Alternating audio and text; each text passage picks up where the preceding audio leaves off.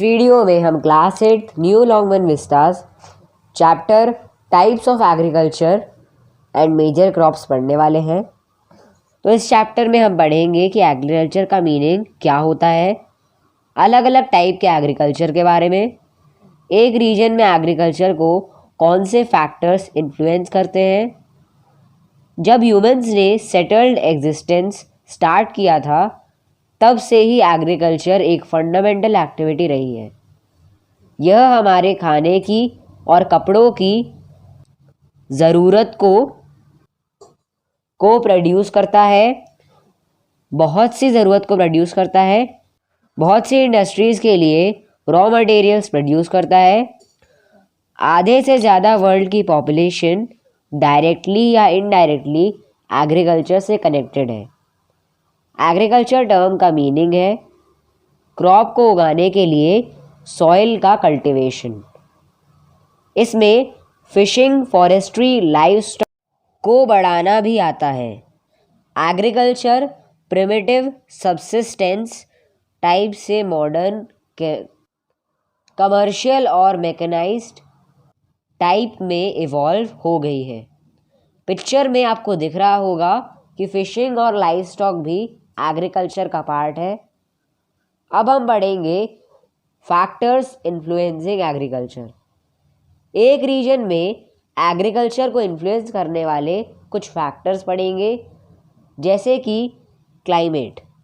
पूरे वर्ल्ड में agriculture activities को डिटरमाइन करने के टेम्परेचर और रेनफॉल इम्पॉर्टेंट रोल प्ले करता है, और टेम्परेचर और रेनफॉल दोनों ही क्लाइमेट के एलिमेंट हैं।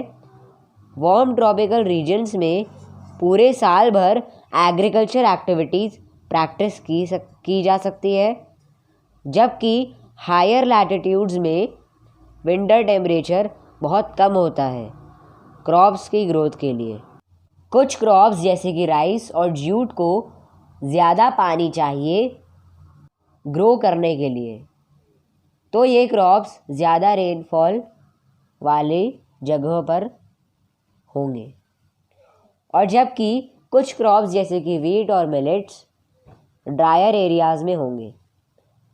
अब एक और फैक्टर सॉइल पढ़ते हैं।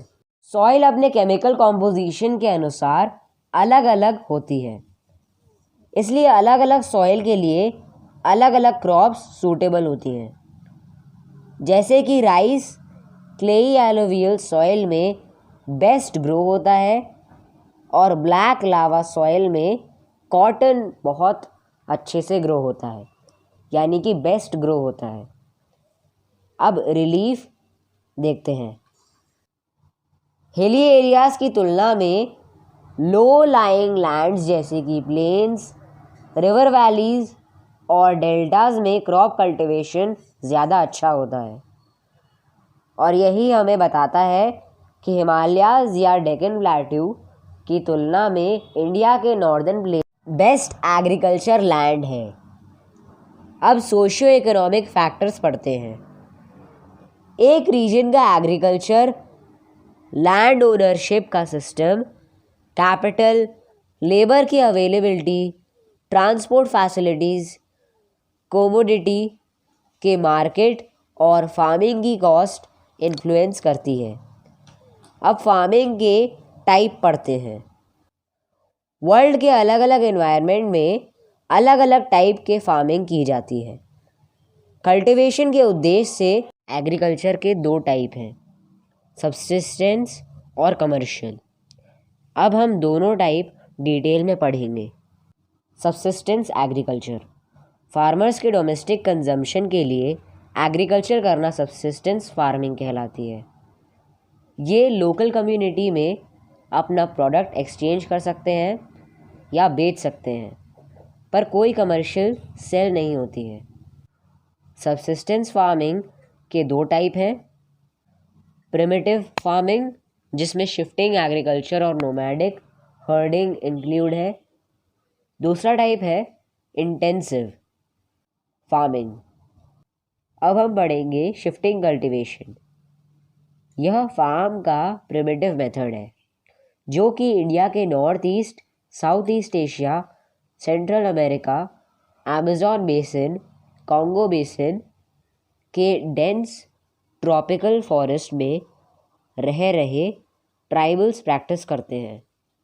ये फॉरेस्ट के एक पैच को क्लियर करते हैं या तो ट्रीज़ को कटिंग या बर्निंग करते हैं, इसलिए इसे स्लैश एंड बर्न एग्रीकल्चर कहते हैं।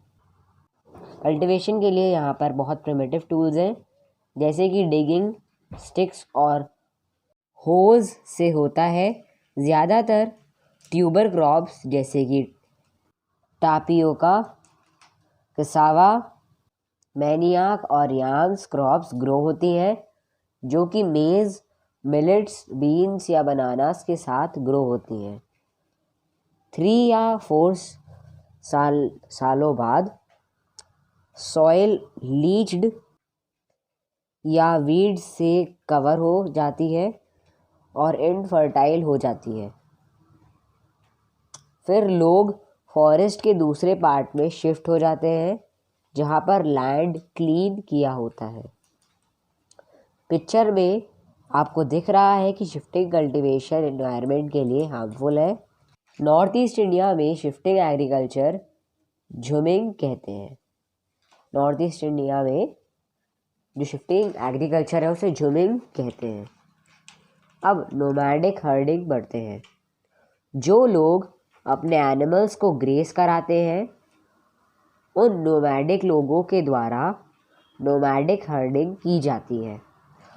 हर्डर्स पानी और फॉडर के लिए एक प्लेस से दूसरी प्लेस में मूव करते हैं। ये एनिमल्स को रेस करते हैं, जैसे कि शीप, गोट्स, कैमल्स और याक, एरिया के नेचुरल एनवायरनमेंट के अकॉर्डिंग। जहाँ पर नेचुरल वेजिटेशन ग्रास है, वहाँ पर नोमैडिक हर्डिंग ज़्यादा होती है। यह ज़्यादातर सहारा डेजर्ट, ईस्ट और south west Africa, northern Eurasia और वेस्ट और सेंट्रल एशिया में ज़्यादा प्रैक्टिस की जाती है। पेज 178 पे आ जाते हैं। हालांकि सेटल्ड लाइफस्टाइल की वजह से नोमैडिक हर्डिंग कम हो गई है। सेंट्रल एशिया के किर्गिज़ और कज़ाक्स, सहारा डेजर्ट के बेदुइन्स और तुआरेग्स, ईस्ट अफ्रीका के मसाई और इंडिया के हिमालय रीजन्स के दिस और बकरवाल्स कुछ एनिमल हर्डर्स हैं। अब इंटेंसिव सब्सिस्टेंस एग्रीकल्चर पढ़ते हैं। तो वर्ल्ड के डेंसली पॉपुलेटेड एरिया में प्रैक्टिस की जाती है, जैसे कि जापान, चाइना, साउथ ईस्ट और साउथ एशिया और इंडिया में। नॉर्मली लैंड छोटा होता है और बहुत सारी लेबर यूज़ होती है। सिंपल टूल्स यूज़ होते हैं। फार्म मशीन कम यूज़ होती है। फार्मर्स लैंड का ऑप्टिमम यूटिलाइजेशन करते हैं और 2 या 3 क्रॉप साल भर में ग्रो करते हैं। इरिगेशन, केमिकल फर्टिलाइजर्स और सीड्स की हाई यील्ड की हेल्प से ज़्यादातर क्रॉप्स जो इस मेथड से ग्रो होती है वो है rice, wheat, millets, oil seeds, cotton और शुगर केन। नेक्स्ट टॉपिक है कमर्शियल एग्रीकल्चर।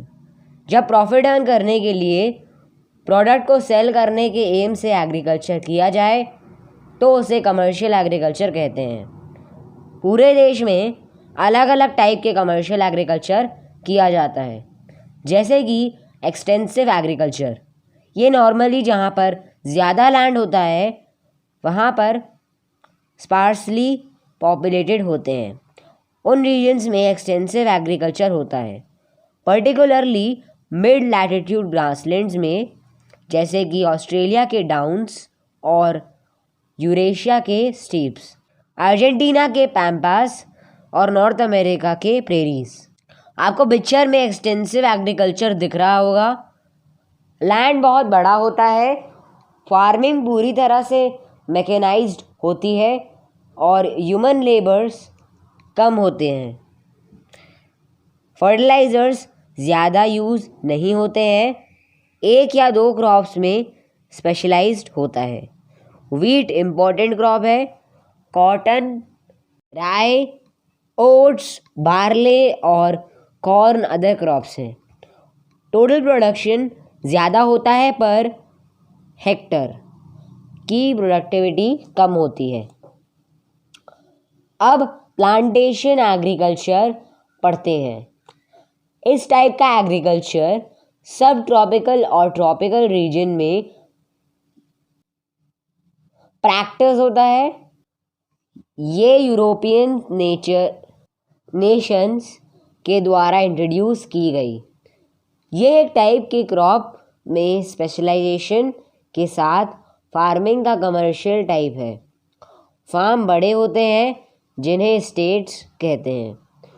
बहुत कैपिटल इन्वेस्ट किया जाता है और फार्मिंग मेथड एफिशिएंट होते हैं। मशीनरी और फर्टिलाइजर्स यूज़ किए जाते हैं जब ज़रूरत होती है। बहुत ज़्यादा लेबर की ज़रूरत पड़ती है और स्किल लेबर को इंपोर्ट किया जाता है। मार्केट में सेल करने से पहले क्रॉप को प्रोसेस किया जाता है। एस्टेट्स, पोर्ट्स और रेल हेड्स से कनेक्टेड होते हैं। पूरा एग्रीकल्चर सिस्टम साइंटिफिकली मैनेज किया जाता है एक फैक्ट्री की तरह। अब मिक्स्ड फार्मिंग पढ़ते हैं। इस टाइप की फार्मिंग में क्रॉप कल्टीवेशन और एनिमल रियरिंग दोनों की जाती है सेम फार्म में। यह वर्ल्ड के डेवलप्ड पार्ट्स में बहुत कॉमन है, जैसे कि New Zealand, Australia, Russia, western Europe और नॉर्थ अमेरिका के ईस्टर्न पार्ट। फार्म की साइज़ छोटी होती है और इंटेंसिवली फार्मिंग की जाती है।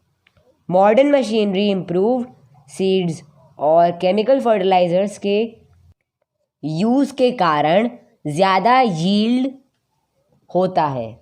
क्रॉप रोटेशन करते हैं ताकि सॉइल फर्टिलिटी बनी रहे।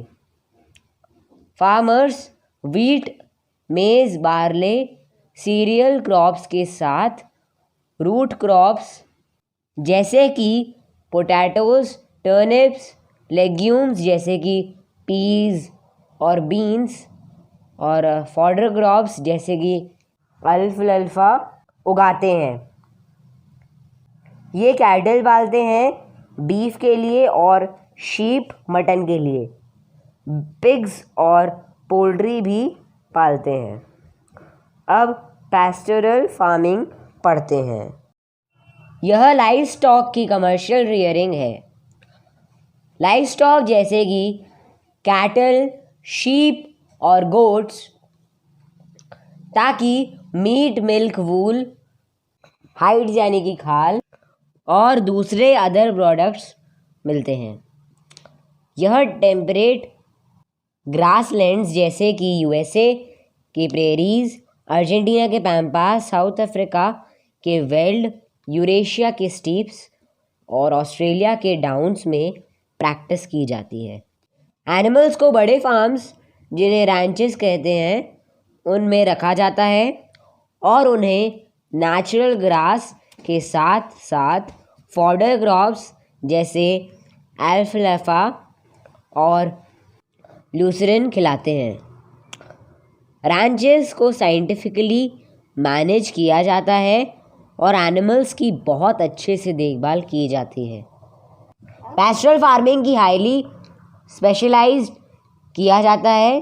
वहाँ पर एनिमल प्रोडक्शन के हर स्टेप के लिए अलग अलग डिपार्टमेंट्स हैं। अब डेयरी फार्मिंग पढ़ते हैं। मिल्क और मिल्क प्रोडक्ट्स प्रोड्यूस करने के लिए डेयरी कैटल की रेयरिंग को डेयरी फार्मिंग कहते हैं। डेयरी फार्मिंग अर्बन एरिया में प्रैक्टिस की जाती है ब्रीडिंग के लिए। मॉडर्न मशीनरी और साइंटिफिक मेथड यूज़ किए जाते हैं। बहुत ज़्यादा लेबर फोर्स की ज़रूरत होती है कैटल की देखभाल के लिए। ज़्यादा कैपिटल की ज़रूरत होती है। अमूल इंडिया में डेयरी कोऑपरेटिव मूवमेंट अब Gujarat cooperative milk marketing federation limited के द्वारा मैनेज किया जाता है और जिसने इंडिया में वाइट रेवोल्यूशन ला दिया। Dairy farming UK, Denmark, Netherlands, Belgium, Switzerland, north eastern USA, south eastern Australia और न्यूजीलैंड में बहुत कॉमन है। ऑर्चर्ड फार्मिंग पढ़ते हैं।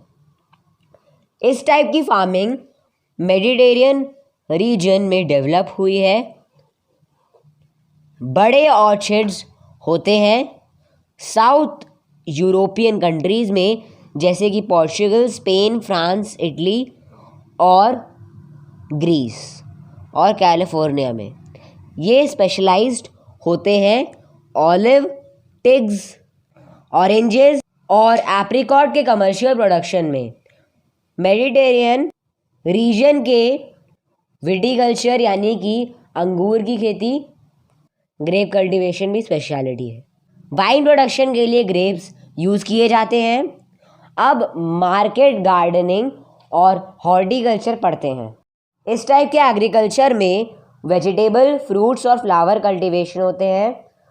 अर्बन मार्केट के लिए सब अर्बन एरिया में मार्केट गार्डन सिटी के आउटसाइड होते हैं। ये साइज़ में छोटे होते हैं और इंटेंसिवली कल्टीवेट होते हैं। पिक्चर में ऑर्चर्ड दिख रहा है। इरिगेशन यूज़ किया जाता है और फर्टिलाइज़र्स यूज़ किए जाते हैं। सॉइल फर्टिलिटी मेंटेन करने के लिए मैनुअल लेबर की बहुत ज़्यादा ज़रूरत होती है और यील्ड जनरली हाई होती है। मार्केट गार्डनिंग को ज़्यादातर ट्रक फार्मिंग भी कहते हैं, क्योंकि मार्केट तक फ्रेश वेजिटेबल्स ट्रक के द्वारा ट्रांसपोर्ट करते हैं। ये नॉर्मली नॉर्थ वेस्टर्न यूरोप के डेंसली पॉपुलेटेड रीजन्स में, जैसे कि यूके, बेल्जियम, डेनमार्क, जर्मनी और नेदरलैंड्स और यूएसए के नॉर्थ ईस्टर्न पार्ट में डेवलप होते हैं। मार्केट गार्डनिंग इंडिया में बहुत से पार्ट में प्रैक्टिस की जाती है।